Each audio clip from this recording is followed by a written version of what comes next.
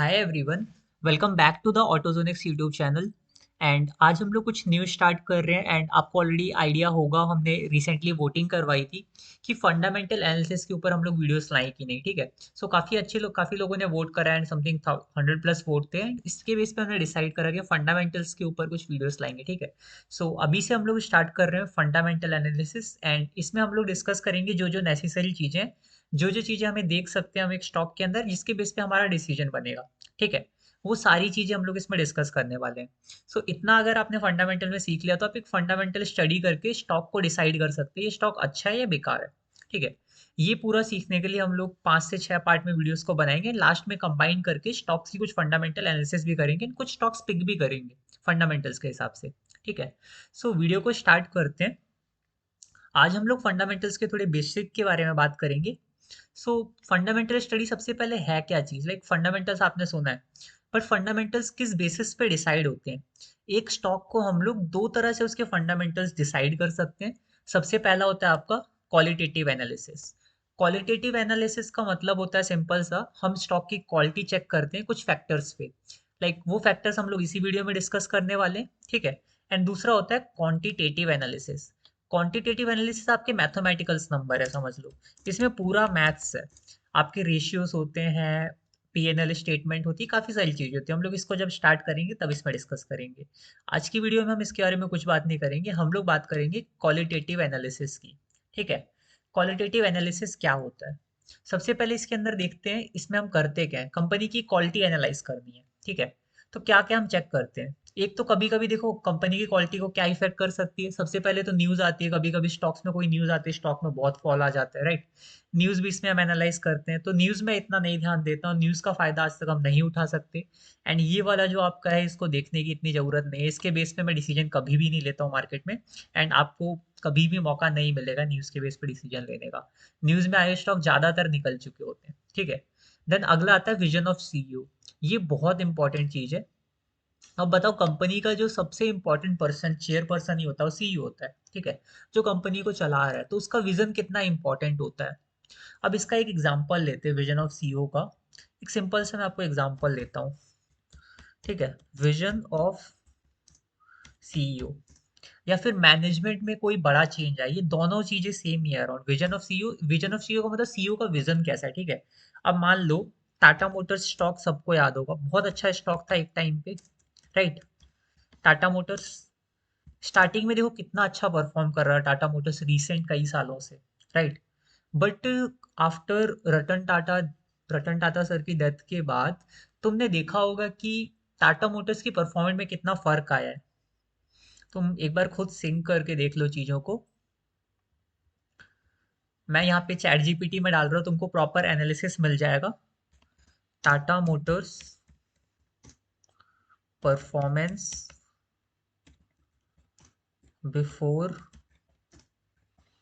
Ratan Tata sir and after, and what is the change, the major change in them। अब देखो ये proper आपको बता भी देगा कि रिसेंटली इसके परफॉर्मेंस में फर्क आया है कि नहीं। ये सब देखो, जो सीईओ का एक विजन होता है बहुत इंपॉर्टेंट होता है कंपनी के लिए। ठीक है, अभी देखो इस टाइम पे क्या चल रहा था टाटा मोटर्स का। मैंने टाटा मोटर्स का पूछा इसलिए वो बताएगा, कमर्शियल व्हीकल्स था, इसकी सेल्स वगैरह देखो कितना चल रहा था। एंड अभी इसके नीचे लास्ट में कंपैरिजन भी करके बताएगा इम्पैक्ट क्या पड़ा।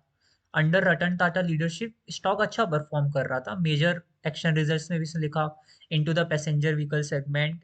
एंड इसके बारे में सब कुछ आप रीड कर सकते हो, मैं बस कंक्लूजन पढ़ने वाला हूँ। ठीक है, impact on Tata Motors enter passenger vehicle market successfully, become a global automotive brand in GLSR acquis and build innovative ये pipelines and gain brand recognition and product diversity। Major changes क्या हुए हैं, देखो सेल्स लिमिटेड रह गई है global reach में। Before Ratan Tata sir commercial vehicle में आए, ये सेल्स के साथ ये हुआ। ठीक है, ये अंडर है, आफ्टर है। प्रोफेशनल मैनेजमेंट कॉर्पोरेट रीस्ट्रक्चर, देखो इस पूरा स्ट्रक्चर चेंज हुआ कंपनी का। ठीक है, अगर इसका सीईओ डेट होता है, पूरी की पूरी पूरा का पूरा विजन कंपनी का चेंज होता है। उसके बेस में अगर तुम परफॉर्मेंस देखोगे ना टाटा मोटर्स की, कितना ज़्यादा टाटा मोटर्स में फॉल आया है, ठीक है। After this era the company continues under professional leadership with mix performance and strong segment challenges. And ये देखो, जब से डेथ हुई है तब से कंपनी को कितने ज़्यादा मेजर मिक्स मिक्स परफॉर्मेंस चल रही है, चैलेंजेस फेस करने पड़ रहे हैं, डीमर्जर हो गया है, काफ़ी कुछ हुआ है इफेक्ट। और जब नहीं हुआ, जब रतन टाटा सर अलाइव थे तब काफ़ी कुछ अच्छा चल रहा था स्टॉक में, ठीक है। तो एक सीईओ कितना मैटर करता है कंपनी के लिए, वो तो बहुत इंपॉर्टेंट है, ठीक है। तुम इसका परफॉर्मेंस देख भी सकते हो। अब टाटा मोटर्स, वैसे तो टाटा मोटर्स नाम से तो बचा भी नहीं है, बट टाटा पैसेंजर व्हीकल्स के नाम से होगा वो। टाटा पैसेंजर व्हीकल्स, ये देखो पैसेंजर व्हीकल्स के नाम से है।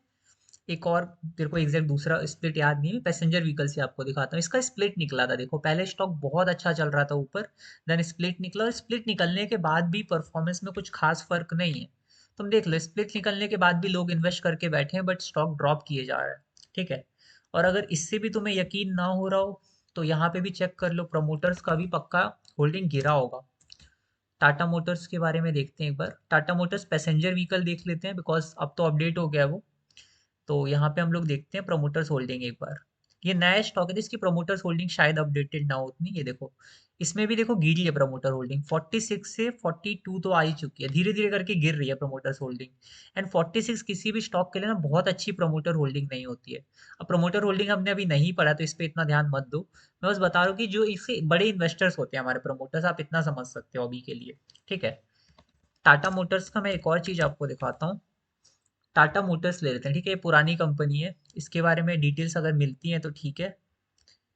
ओके, इसके बारे में कोई डिटेल्स नहीं है, बिकॉज कंपनी ऑलरेडी खत्म कर चुकी है, मतलब बंद हो चुकी है। एक तरह से इसका डीमर्जर हो चुका है, दो पार्ट्स में स्प्लिट हो चुकी है, तो ये अभी कुछ काम का नहीं है इसका, ठीक है। तो मैं ये कहना चाह रहा था आपको कि एक सीईओ का विजन बहुत इंपॉर्टेंट है। अगर एक कंपनी का सीईओ स्ट्रांग है, उसका विजन अच्छा है, तो कंपनी ग्रो करेगी, ठीक है। और अगर एक सीईओ का विजन अच्छा नहीं है तो कंपनी ग्रो नहीं करेगी, ठीक है। पहला तो ये पॉइंट हो गया सीईओ का विजन। आप ये भी चेक कर सकते हो, सीईओ के इंटरव्यूज वगैरह देख सकते हो कई कंपनीज के। अब मैं पर्सनल लेवल पे इसको ट्रैक नहीं कर पाता हूँ, बट आप देखना है तो सीईओ के इंटरव्यूज चेक कर सकते हो, उनके बेसिस पे डिसाइड कर सकते हो कंपनी आगे कैसे ग्रो करने वाली है, उनकी बातों से डिसाइड कर सकते हो, ठीक है। एंड दूसरा पॉइंट आता है नीड ऑफ प्रोडक्ट। प्रोडक्ट की फ्यूचर में नीड क्या है। अभी जैसे नीड ऑफ प्रोडक्ट की बात करें तो हमें देखना है कि अभी प्रोडक्ट की पहले नीड क्या है। नीड ऑफ प्रोडक्ट मतलब सिंपल अभी का देखेंगे पहले। अभी मान लो जैसे गवर्नमेंट थोड़ा डिफेंस सेक्टर में ज़्यादा ध्यान दे रही थी, ठीक है। तो हम क्या देखेंगे, डिफेंस सेक्टर के स्टॉक्स अच्छे चल रहे हैं। जब तुम देखोगे कभी होता है कि गवर्नमेंट रेलवे सेक्टर में ज़्यादा ध्यान दे रही है, पर्टिकुलर रेलवे सेक्टर के स्टॉक्स अच्छे चलने लगते हैं। मतलब पर्टिकुलर जिस प्रोडक्ट डिमांड, जो प्रोडक्ट डिमांड में होता है ना, उसके स्टॉक्स अच्छा परफॉर्म करते हैं पर्टिकुलर टाइम पे। अब आता है need of product in future. Future में प्रोडक्ट की नीड कैसी है। इसका मतलब कि ऐसे स्टॉक्स हमें चूज करने हैं जिनकी फ्यूचर में डिमांड बढ़ने वाली हो। इसका एग्जांपल ले तो अभी हमको पता है गवर्नमेंट काफी ज्यादा रिन्यूएबल एनर्जीज पे ध्यान देने वाली है, ठीक है। इसकी वजह से तुमने कई जगह सुना होगा सुजलॉन जैसा स्टॉक जो कि एक टाइम पे 2 रुपए पे ट्रेड कर रहा था, आज 55 पे आ चुका है, उसको लोग एज अ मल्टी बैगर भी सजेस्ट कर रहे हैं, ठीक है। तो ये सारी चीजें आपको इस बेस पे सुनने में आती है कि नीड ऑफ प्रोडक्ट फ्यूचर में कैसी है, ठीक है। इसके बेस पे आप डिसाइड कर सकते हो, क्योंकि अब मान लो इंडिया में जिस पर्टिकुलर चीज का मार्केट बढ़ने बढ़ने वाला है, तो आप उस पर फोकस करके डिसाइड कर सकते हो। उसकी जो कई सारी कंपनीज होंगी उनमें से आपको चूज करना है कि बेटर कौन सी है, कौन सा अच्छा परफॉर्म करेगी, ठीक है। एंड इसके बाद आता है आपको company upcoming projects. Upcoming projects मतलब कंपनी को कौन कौन से प्रोजेक्ट्स मिलने वाले हैं। अब नीड ऑफ फ्यूचर में डिमांड कैसी, ये सब चीजें तो आपको चेक करनी पड़ेंगी कहीं पे सर्च करके कि इंडिया किस चीज पे ध्यान दे रही है, अभी कौन सा पर्टिकुलर सेगमेंट है। एक बार हम डिसाइड देखो करने के लिए इन सब चीजों के लिए मैं चैट जीपीटी यूज कर सकता हूँ, ठीक है। मैं ज्यादा बेटर कर समझता हूँ कि चैट जीपीटी में यूज कर लूँ, ठीक है। ये पूछ लेते हैं हम लोग already, in which sector Indian market is going to focus in future, ठीक है। check according to need of product in demand now and in future। देखते हैं क्या आता है इसके बारे में, ठीक है। उसके बेस पे हम लोग कुछ डिसीजंस ले सकते हैं। Practical answer sector India is likely under focus. देखो आईटी सेक्टर का है रिसेंटली, एंड आईटी सेक्टर आपको पता है अच्छे खासे फॉल में आया था अभी, तो अभी करंट तो आईटी सेक्टर पे फोकस कर रही है गवर्नमेंट। मतलब आईटी सेक्टर के रिजल्ट अच्छे हैं। एंड ये मैंने आपको बताया था फ्यूचर के लिए ग्रीन एनर्जी एंड रिन्यूएबल्स, ये सबको पता है अभी गवर्नमेंट रिन्यूएबल एनर्जी से फोकस कर रही है। तो सुजलन जैसे स्टॉक्स हैं, ओरिएंट ग्रीन करके एक स्टॉक है, ऐसे कई सारे स्टॉक्स हैं जिनमें लोग पैसा इन्वेस्ट करके छोड़ रहे हैं फ्यूचर के लिए। एंड इसमें लिखा भी है कि पुशिंग टूवर्ड्स दिस, ये 2030 तक इसमें हम लोग इन्वेस्ट करके छोड़ेंगे तो हमें कुछ रिटर्न देखने को मिलेंगे, तो थोड़ा आगे फ्यूचर के लिए हमें सोचना है। एंड ईवीज के बारे में आप तो ये भी पता है, इलेक्ट्रिक व्हीकल्स इसके स्टॉक्स जैसे ईवीज में तो कई सारी कंपनीज है, ईथर है आपकी, वो आती है एक, रिसेंटली अभी मुझे उसका नाम नहीं याद आ रहा, ओला आती है, एंड कई सारी कंपनीज आती हैं ऐसे, ठीक है। सो और टाटा भी आपकी ईवीज में भी है। तो टाटा में भी लोग इसीलिए इन्वेस्ट कर रहे हैं फ्यूचर में ईवीज के लिए, ठीक है। हेल्थ एंड फार्मेटिक सेक्टर्स, ये तो थोड़े कुछ कॉमन सेक्टर्स हो गए। अब आप इनमें से बेस्ट सेक्टर पूछेंगे तो ये वो भी बता देगा, ठीक है। अब इसके रीजंस भी लिखे, देखो आईटी सेक्टर क्या है, digital transformation, AI and cloud, AI वगैरह काफी यार, तो आईटी सेक्टर फ्यूचर में फोकस में रहने वाला है। एंड आईटी सेक्टर के स्टॉक अभी रीसेंट करेक्शन में गया था, आप उनमें से बेस्ट पिक्स कर सकते हो, ठीक है। तो मैं भी अभी आईटी सेक्टर को हम लोग फोकस में रख के एनालिसिस करेंगे। बाकी ग्रीन एनर्जी एंड रिन्यूएबल्स, ये होगा तुम्हारा need of product in future, future के हिसाब से। एंड ये भी तुम्हारा वो है इलेक्ट्रिक व्हीकल्स, अभी करंट भी चल रहा है एंड फ्यूचर में भी इनकी डिमांड बढ़ रही है, ठीक है। हेल्थ केयर एंड फार्मा ये हमेशा डिमांड में रहते हैं, तो ये करंट के डिमांड के हिसाब से तो हमेशा आएंगे ही आएंगे, ठीक है। Infrastructure and construction, her her government infrastructure पे, कंस्ट्रक्शन पे, इन सब पे फोकस करती है, ठीक है। एंड अगला आता है तुम्हारा एफएमसीजी सेक्टर, ये तो तुम्हारा गुड्स वगैरह हो गए, खाने पीने का हो गया, ये तो हमेशा प्रोडक्ट फोकस में रहते हैं, सब कॉमन प्रोडक्ट्स हैं, इन पे इतना ध्यान हम नहीं देंगे, ये तो हमेशा फोकस में रहते ही हैं, ठीक है। फ्यूचर वालों में अगर आप ध्यान दोगे, आईटी सेक्टर हो गया, ग्रीन रिन्यूएबल हो गया, इलेक्ट्रिक व्हीकल्स एंड इंफ्रास्ट्रक्चर हो गया, ठीक है। ये कुछ सेक्टर्स है जिनमें हमें फोकस करना चाहिए। और ये एग्री एंड फूड प्रोसेसिंग, ये भी इंडिया का ऑलमोस्ट हमेशा रहता है, ठीक है। And space and advance tech, इसको भी आप देख सकते हो फ्यूचर के लिए, फ्यूचर में काफी ज्यादा मतलब इस तरह की इंडस्ट्रीज ग्रो कर सकती हैं। मेरा मेन फोकस फ्यूचर में है अभी रिन्यूएबल प्रोडक्ट्स में एंड ईवीस में एंड आईटी सेक्टर, ये मेजर 3 सेक्टर्स हैं जिनको आप फ्यूचर में फोकस कर सकते हो इनके स्टॉक्स के लिए, लॉन्ग टर्म इन्वेस्टमेंट, ठीक है। इसमें शॉर्ट टर्म हम लोग नहीं देखेंगे। सो ये कुछ चीजें हैं हम लोग जो क्वालिटेटिव एनालिसिस में देखते हैं। एंड आगे आता है कंपनी के अपकमिंग प्रोजेक्ट्स, मतलब कोई भी कंपनी है, उसके पास इनफ प्रोजेक्ट्स हैं कि नहीं, या फिर उस कंपनी के पास मतलब करने के लिए काम भी है कि नहीं, मतलब क्या क्या चीजें वो कंपनी कर रही है, किसके बेस पे कंपनी को फायदा हो रहा है, ये सब चीजें देखना। एंड रिस्क फैक्टर स्टडी, ये भी थोड़ी सी इंपॉर्टेंट चीज है। मान लो कोई एक कंपनी है, अगर वो सिंगल प्रोडक्ट में डील करती है, अगर मुझे पता है कि आने वाले टाइम में उस प्रोडक्ट की डिमांड कम होने वाली है, ठीक है, तो कहीं ना कहीं उस कंपनी को इफेक्ट पड़ेगा, लाइक पूरी कंपनी को या फिर पूरी इंडस्ट्री को इफेक्ट पड़ेगा। अब अगर आप एक चीज नोटिस करो, आपने रिसेंट देखा होगा मीडिया सेक्टर के स्टॉक्स, निफ्टी मीडिया हम लोग बहुत टाइम देखते हैं, निफ्टी मीडिया रिसेंटली फॉल किए जा रहा है, ठीक है। अब अगर आप ध्यान दो, मीडिया सेक्टर के स्टॉक काफी टाइम से फॉल कर रहे हैं, something I think Covid time के अराउंड से ये स्टार्ट हुआ है। एक बार मंथली चार्ट ओपन करते हैं, ये देखो।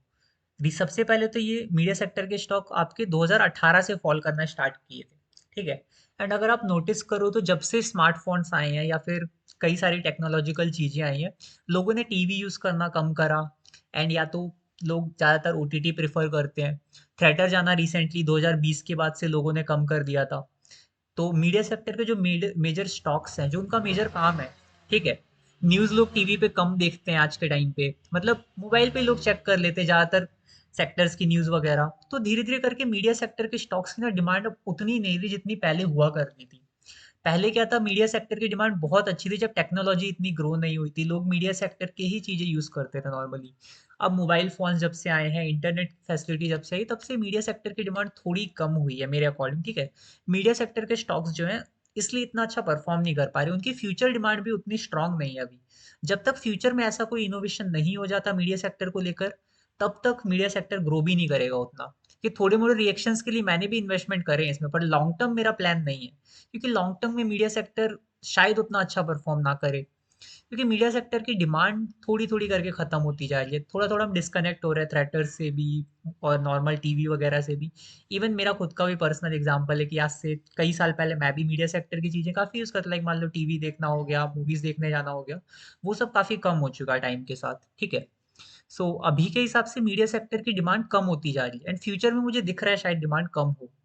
इसकी वजह से मीडिया सेक्टर में लॉन्ग टर्म प्लान नहीं कर रहा हूँ। तो रिस्क फैक्टर बेसिकली होता क्या है? मान लो कोई कंपनी है जो एक पर्टिकुलर सेगमेंट में काम करती हो और उस सेगमेंट की ही डिमांड कम हो रही है। मीडिया सेक्टर तो चलो एक इंडस्ट्री हो गई कंप्लीट। अब इसके लिए एग्जांपल लेते हैं, मान लो कोई कंपनी है एक्स वाई जेड, कोई भी कंपनी है, ठीक है। अब ये करती है कारपेट्स पे काम, ठीक है। इसका बिजनेस पूरा कारपेट्स पे डिपेंड करता है। आज के टाइम पे मान लो बहुत फैंसी है, लोग कारपेट्स पसंद कर रहे हैं, ऐसा बस एज्यूम करके चलते हैं। तो अभी के टाइम पे इस कंपनी में बहुत अच्छी ग्रोथ हो रही है। बट मान लो वो ट्रेंड खत्म हुआ, अब क्या आजकल चीजें ट्रेंड में चल रही हैं ओवरऑल। अब मान लो जब वो ट्रेंड खत्म होगा तो लोग को कारपेट्स अब नहीं चाहिए भाई, इतना लोग फोकस नहीं कर रहे, इसका बिजनेस किस में, ओनली कारपेट पे। तो इसके लिए रिस्क फैक्टर क्या हुआ? इसका खुद का प्रोडक्ट सिर्फ एक एक सेक्टर में काम कर रही है, सिर्फ एक पर्टिकुलर प्रोडक्ट पे कंपनी काम कर रही है। और अब कारपेट्स की डिमांड अगर मार्केट में खत्म हुई तो कंपनी फॉल करेगी एंड फ्यूचर में जब तक कारपेट्स की डिमांड नहीं बढ़ने वाली कंपनी ग्रो नहीं करेगी, ठीक है।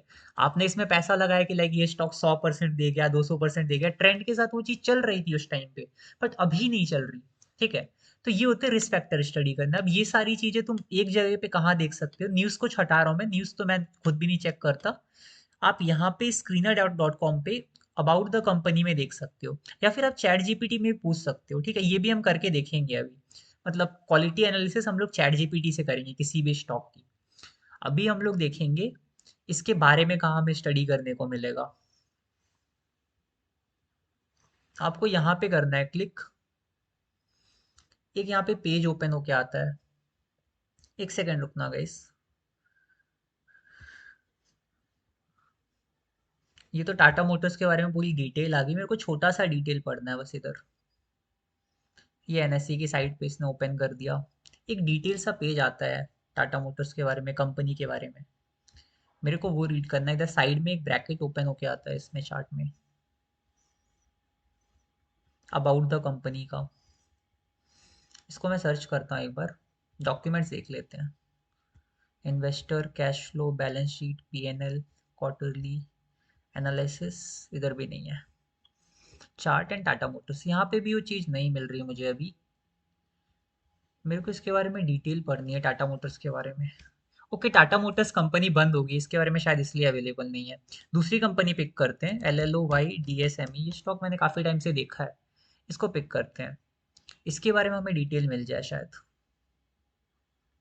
एडिट, ये रहा रीड मोड में, ये देखो अबाउट द कंपनी में यहाँ पे हमें मिलता है कॉर्नर में।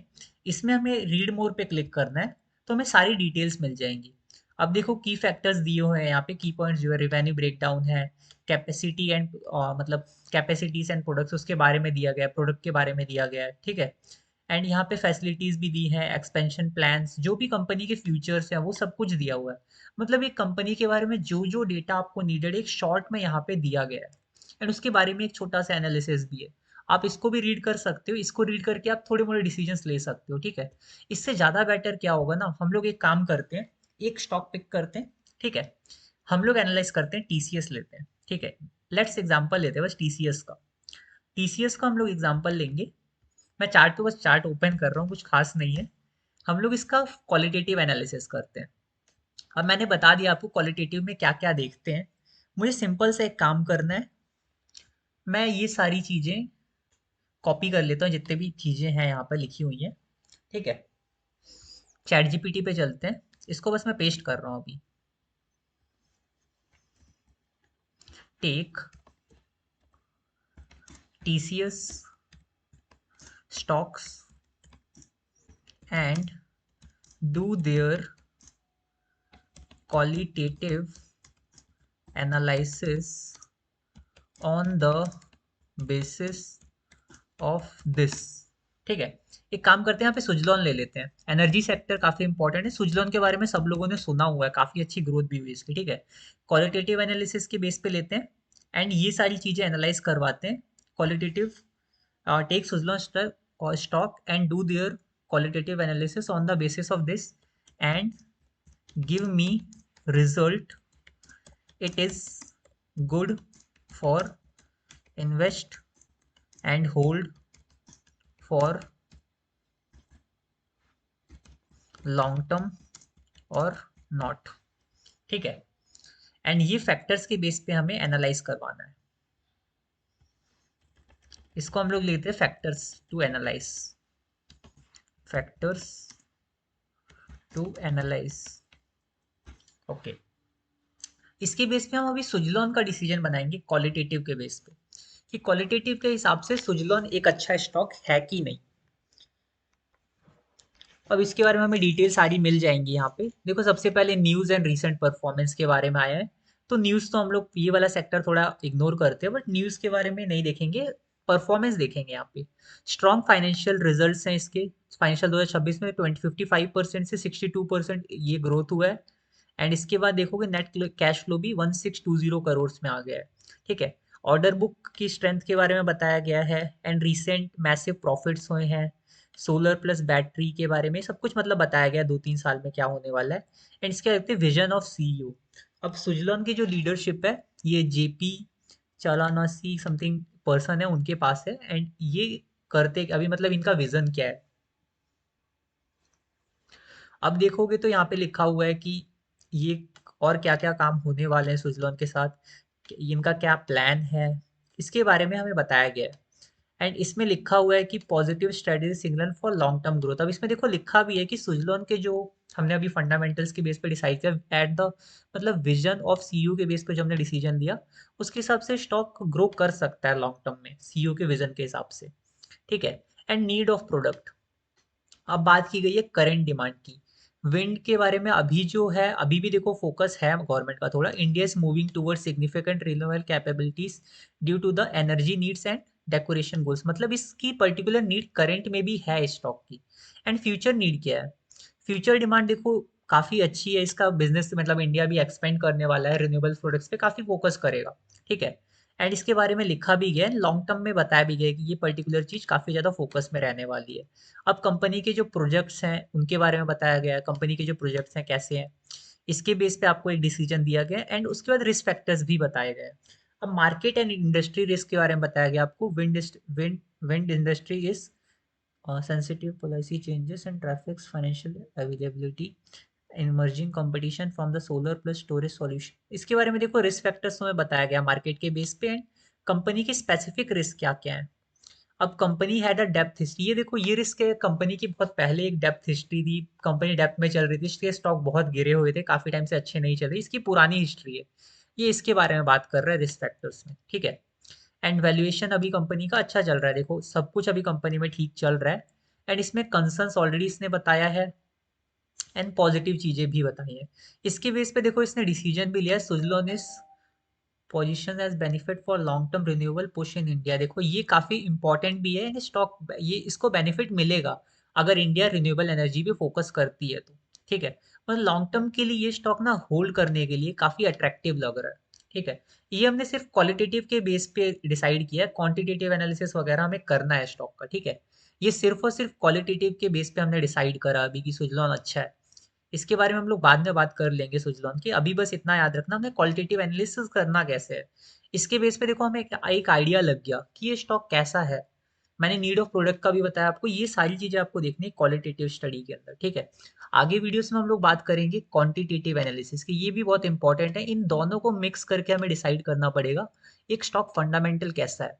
नंबर्स के बेस पे हम लोग अपना इस ईयर का इन्वेस्टमेंट या 1-2 साल का जो इन्वेस्टमेंट होता है उसको डिसाइड कर सकते हैं। ठीक है, एंड क्वालिटेटिव एनालिसिस के बेस पे हम लोग 10 साल 5 साल ऐसे एनालिसिस मतलब ऐसे स्टॉक में इन्वेस्टमेंट डिसाइड करते हैं। ठीक है, दोनों को मैच करके हम एक अच्छे फंडामेंटल स्टॉक को पिक कर सकते हैं। अभी हमने मतलब क्वालिटेटिव एनालिसिस सीखा है। ठीक है, so thanks for watching the video. अगर आपको वीडियो पसंद आया तो प्लीज़ लाइक एंड सब्सक्राइब करना। एंड नया वीडियो हम लोग को भी लाएंगे इस प्लेलिस्ट का। आई होप आप लोगों ने एंजॉय किया हो। थोड़ा ये टॉपिक थोड़ा बोरिंग है बट क्या कर सकते हैं अभी? देखो मैंने भी इसी बेस पे पढ़ा है, थोड़ा बोरिंग मुझे भी लगता है फंडामेंटल्स, बट अगर आप फंडामेंटल्स नहीं देख के चलते हो तो आपको इसके कॉन्सिक्वेंसेस आपके पोर्टफोलियो में दिखेंगे, बिकॉज़ मार्केट जब भी गिरता है अच्छे फंडामेंटल वाले स्टॉक आपको जल्दी रिकवर करते हुए दिखेंगे। बेकार फंडामेंटल वाले स्टॉक फँस जाते हैं, नहीं उठते वहाँ से। एक बार वो टेक्निकली खराब हो जाते हैं, फिर उसमें कुछ नहीं बचता। ठीक है? So thanks for watching the video, मिलते हैं नेक्स्ट वीडियो।